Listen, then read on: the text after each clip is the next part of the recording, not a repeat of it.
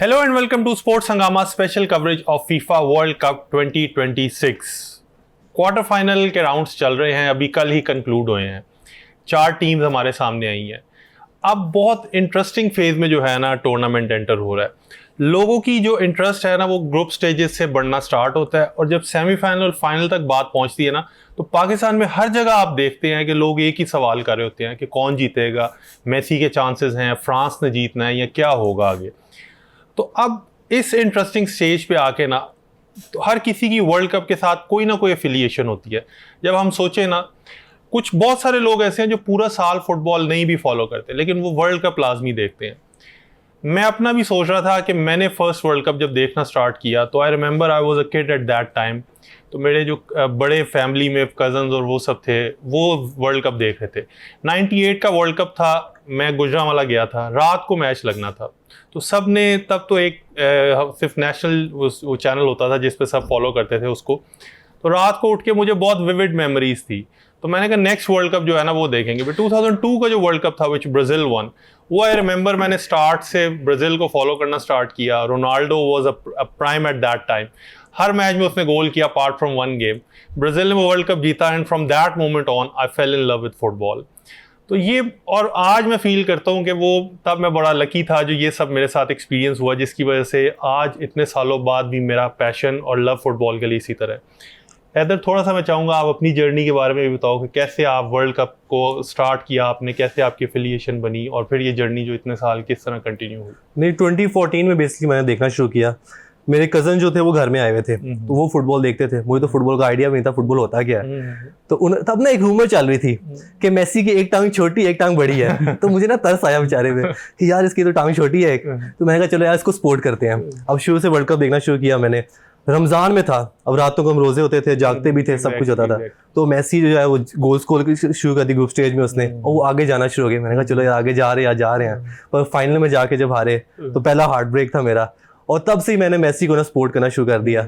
और तब से अब जब भी दुनिया अगेंस्ट होती है मेसी के तो मैं दुनिया के अगेंस्ट हो जाता हूँ। 2014 में आपको पता है वो हारा क्यों था? क्योंकि तब उसकी टांग छोटी थी। वो फिर जैसी टांग ठीक हुई है फीफा ने बड़ी की ना उसकी टांग। फिर वो जीतना स्टार्ट किया। वैसे मुझे लगता है इसने वो आपके कजन ने दूसरी स्टोरी सुना दी है। जिस टाइम की आप बात करो तब ये एक मूवी का भी डायलॉग था, मेरी एक टांग निकली है मैं हॉकी। वो मुझे लगता है वो बोली कर दी। तो आपने फरजान फर्स्ट अपना वर्ल्ड कप कब स्टार्ट किया? मैं 2018 में देखना शुरू किया था। मैं गया हुआ था अपने कजन के घर। अच्छा मजे की बात है हम तीनों ने अपनी फैमिली के साथ देखा है। मुझे खुद जो है फुटबॉल का इतना पता नहीं था। असल में मैं 2016-17 में फुटबॉल देखना शुरू की थी सही से, लेकिन जो है मेरा ऐसे नहीं था कि मैं वर्ल्ड कप में किसी को स्पेशली सपोर्ट कर रहा हूँ। कुटिन्यो था जो है ब्राजीलियन, तो कुटिन्यो लिवरपूल का भी प्लेयर था। तो मैंने कहा कुटिन्यो को सपोर्ट कर लेते हैं। उसके साथ नेमार था। तो जब वो खेलते थे तो उनकी फ्लेयर नजर आती थी, उनकी गेम की जो है ऐसा लगता था कि वो अच्छा खेल रहे हैं। तो इसलिए मैं थोड़ा ब्राजील को सपोर्ट किया था। लेकिन फिर ब्राजील बाहर हो गया और एंड पे फ्रांस जीत गई। तो जो है फिर मैंने कहा चलो फ्रांस पे स्विच कर लें। और तब से फिर फ्रांस के वो कह रहे हैं उसके बाद ही फ्रांस जीती। वो तभी कह रहे हैं इस दफा मैंने फ्रांस को जितवाना। नहीं, मजे की बात है मैं पिछली बार अर्जेंटीना को सपोर्ट किया था 22 में। अच्छा, तो इस दफा फिर आपने कैसे ये स्विच मारा? मैं जीतने वालों के साथ होता हूँ, आपको पता है। मैंने कहा शायद हैदर ने सपोर्ट करना स्टार्ट किया क्योंकि शुरू से आप दोनों का भी एक बीफ चल रहा है। हैदर के साथ उल्टा होना है, हैदर जिसको भी करेगा वो जीतने तो वाली नहीं, तो मैं दूसरी टीम को करता। वैसे वही मैं कह रहा हूँ एक्चुअली भी यही चल रहा है। जिसको हैदर पिक कर रहा है ना वो नहीं जीत रही। बाकी इसका स्कोर कार्ड पे देखेंगे एंड पे इसका क्या परफॉर्मेंस जाती है।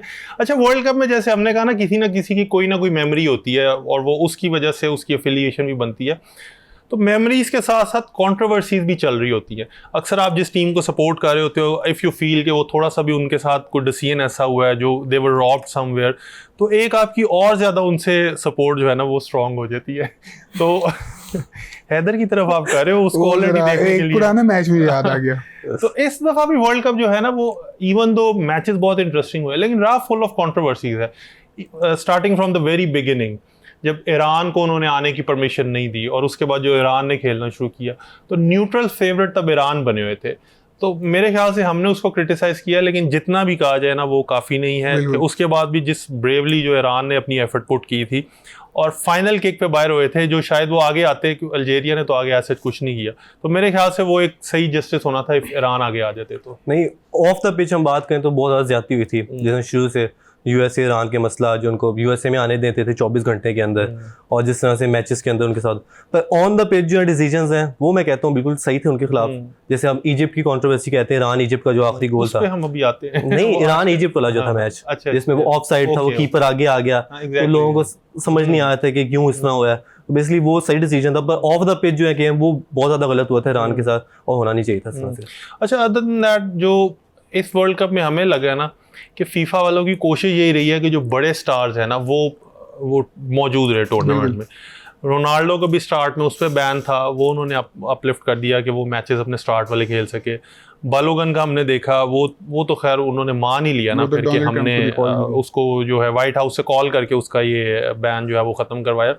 तो ये थोड़ी सी अनफेयर ट्रीटमेंट रही है। वो ऐसे लगता है आपको कि रूल जो है ना वो सबके लिए बराबर नहीं चले।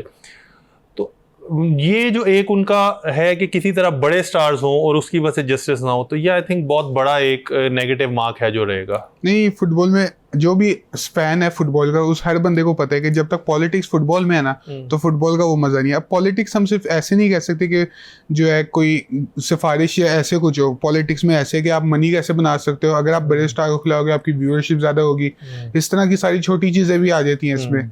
तो यही बात है कि अगर आप पॉलिटिक्स को फुटबॉल में रखोगे तब तक जो है फुटबॉल नहीं है। फुटबॉल की रूल्स हैं, रेगुलेशंस है, आप उसे फॉलो करो, फेयर प्ले होगा, ठीक है। चले हम मान लेते हैं कभी कभार रेफरी या VAR से भी गलती हो जाती है, जैसे एक मैच में हुई थी, तो जो है उसका वो कर लेते हैं। लेकिन फुटबॉल, किस मैच का जिक्र कर रहे हो? वो इजिप्ट वर्सेस अर्जेंटीना वाला मैच में कह रहा था। हैदर फेंड ना हो जाए इसलिए मैं जरा नहीं, Haider I think has come to grips with it. वो अब मान गया हुआ है जो सब कुछ चल रहा था, वो क्यों हो रहा था, क्या हो रहा था, और वो आई गेस हैदर ने अब थोड़ा सा पीस कर लिया हुआ है। या अभी भी स्टिल नहीं, पहले पॉलिटिक्स की बात करूं मैं कि पॉलिटिक्स नहीं होनी चाहिए फुटबॉल में, पर फैंस को भी चाहिए वो भी पॉलिटिक्स ना डालें बिल्कुल फुटबॉल के। अब इससे कॉन्स्पिरेसी थ्योरीज बनाते हैं, उससे फिर मजा फुटबॉल खत्म हो जाता है, मतलब एंजॉय बंदा नहीं कर पाता। तो फैंस को भी चाहिए अपने हाथ से पीछे रखें और इस तरह की हरकतें ना करें। आई गेस वो तो रहेगा जब तक फैंस हैं, पैशनेट बहुत ज्यादा होते हैं, वो टाइम ऐसा होता है, फिर मैनेजर्स भी थोड़ा सा ओवर द लाइन चले जाते हैं।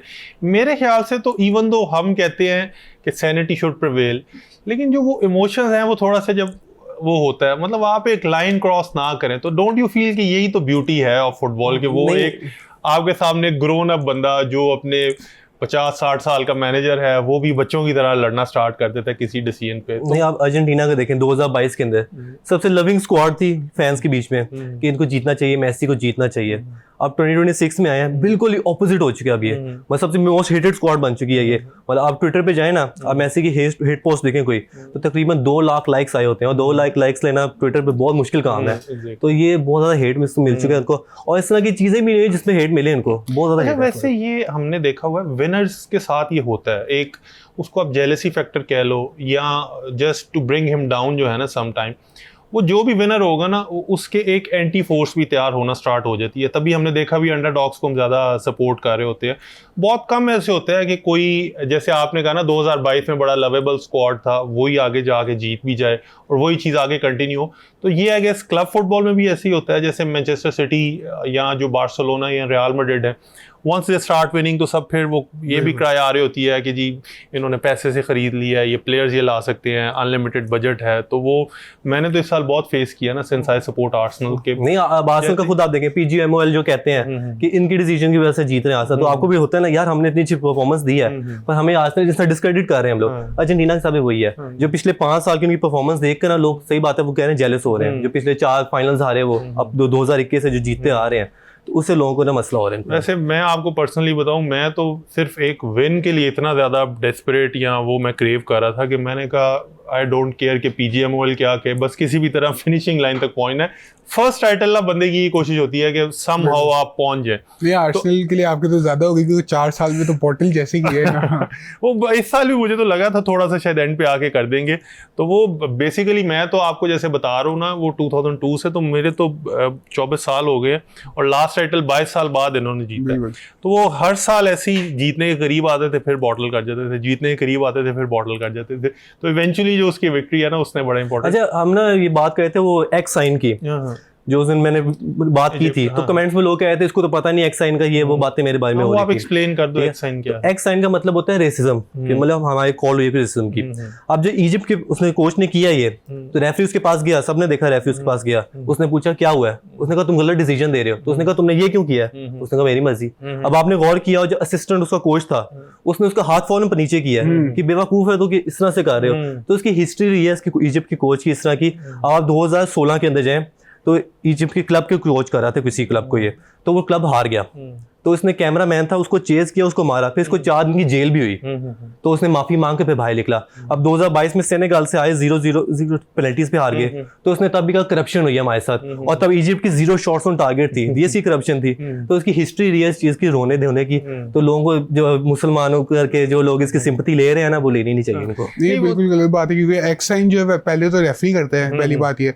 दूसरी बात ये कि कोच ने किया है ना, तो वो ऐसे आगे से नहीं कर सकता मेरी मर्जी में किया है, कोई लॉजिकल रीजन हो, जेन्युइन रीजन हो जिस वजह से वो करे कि जो है सही में रेसिज्म हो रही है। अब पहले मुझे लगा था जब मैं मैच खुद देख रहा था ना, मैंने इसलिए कहा कि रेफरी के सामने इसने किया, तो ये रेफरी को ये कह रहा होगा कि तुम हमारे प्लेयर्स को येलो कार्ड दे रहे हो या तुम रेसिज्म कर रहे हो, क्योंकि आई वाज फूल टू के जो है रेफरी जो है डिसीजन बायस दे रहा है। लेकिन ऐसा नहीं था। जब मैंने मैच वापस रिवॉच भी किया था, तो जो फेयर डिसीजंस थी सारी रेफरी की थी। लिसांड्रो मार्टिनेज वाले पे जो है को बहुत ही ज्यादा हेट मिली थी, लेकिन अब 15 सेकंड का बिल्डअप है, तो उसमें उसकी क्या गलती है, जो है VAR तो देखेगा ही ना।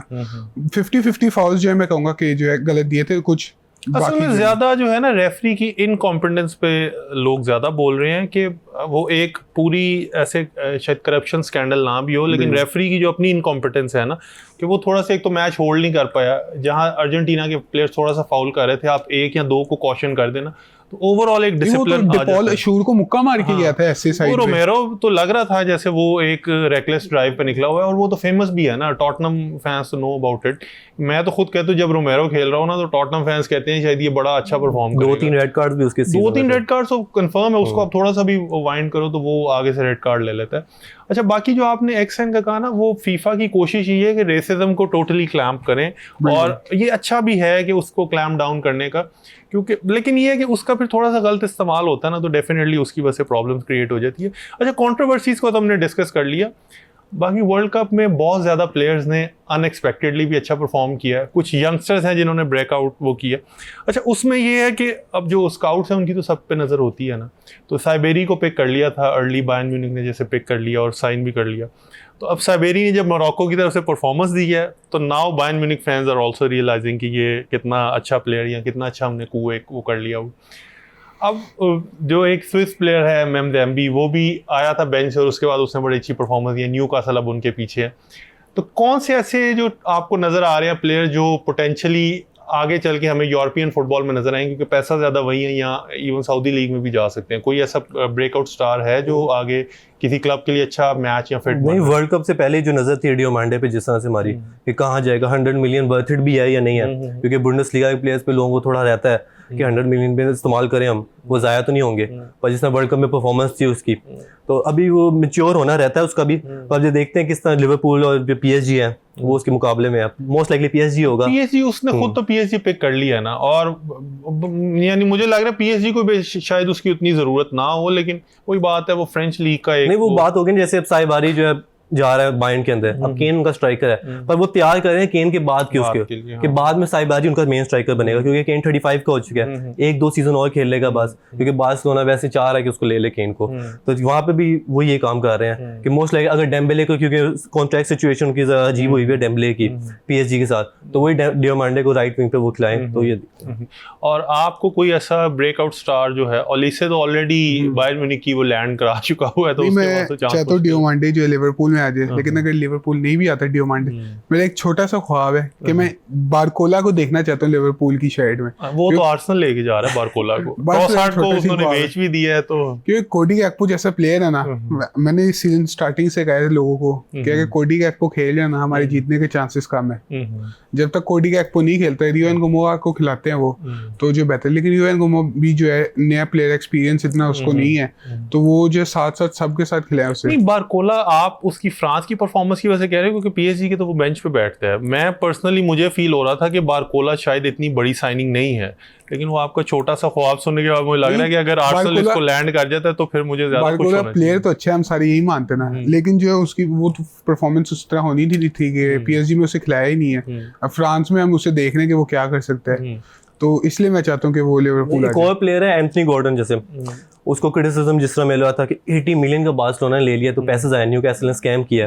और जिस तरह कोंगो के खिलाफ जो पहला मैच था इंग्लैंड का जिसमें परफॉर्मेंस नहीं थी क्रोएशिया के खिलाफ, रैशफोर्ड आया, उसने गोल भी कर दिया, तो उसके बाद से उसने ना प्रूव करना शुरू किया कि ऑफ द बॉल जो उसका वर्क रेट है, प्रेसिंग उसकी होती है, उसे असिस्ट भी नहीं है, और उसके बाद जो पेनल्टी वॉन कर रहा है वो, तो मुझे वर्थ इट लग रहा है कि हांसी फ्लिक के अंदर जो सिस्टम में आएगा, क्योंकि उसको प्लेयर ये चाहिए जो of the ball work rate उसका जो अच्छा हो, प्रेसिंग करते रहे, क्योंकि उन्होंने जो हाई लाइन खिलानी है और ऊपर से प्लेयर्स को लेना है, तो मेरे हिसाब से हांसी फ्लिक। इंग्लैंड का अगर आप देखो ना, इंग्लैंड से मुझे एतराज यही है कि उनके सारे प्लेयर्स इंग्लिश प्रीमियर लीग में खेल रहे हैं अच्छे। केन है जो बाहर गया और बेलिंगम बाहर गया, और इस टाइम परफॉर्म सबसे ज्यादा कौन कर रहा है? केन और बेलिंगम। तो वो जैसे हम थोड़ा सा इंडिया का आईपीएल का कहते हैं ना कि वो अपने मुल्क में ही खेल के उनको यही फील होता है कि शायद हम किंग्स हैं, और वंस आप फिर जब जाते हो इंटरनेशनल स्टेज पे तो वो फेल हो जाते हो।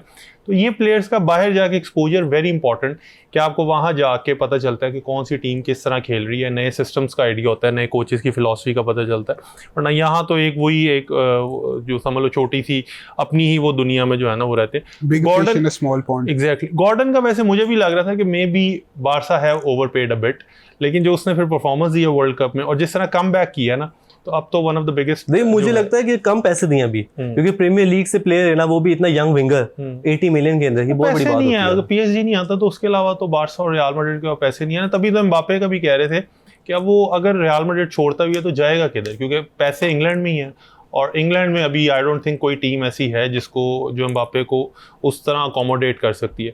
आई विश आर्सेनल उसको ले आए, लेकिन वो तो खैर जैसे इसका एक छोटा सा ख्वाब है वैसे मेरा ही एक छोटा सा ख्वाब होगा। तो बाकी जो फरजान आपका वो ख्वाब में एक ये भी होगा कि फ्रांस भी जीते, जो 2018 के बाद से आपका नहीं पूरा हो सका। दूसरा, आप मेसी की बात कर रहे थे, तो 98 में जो अर्जेंटीना का स्ट्राइकर था ना, जो मैं जिस हाउस होल्ड में था जो वो फॉलो कर रहे थे, वो गैब्रियल बैटिस्टूटा को कर रहे थे। आपने आई गेस उसका नाम जो पुराने क्लासिक गोल्स में देखा होगा। तो मेसी से पहले वो एक इनका बहुत बड़ा ऐसा लेजेंड था, लेकिन सिंस मेसी तो हमें लगता है कि अर्जेंटीना में इससे पहले शायद एक मैराडोना ही ऐसा प्लेयर था जो वो करता था। तो गाइज ये थी आज की सारी डिस्कशंस। आपसे मुलाकात होगी कल सेम टाइम पे। स्पोर्ट्स हंगामा में हमारे साथ रहिएगा।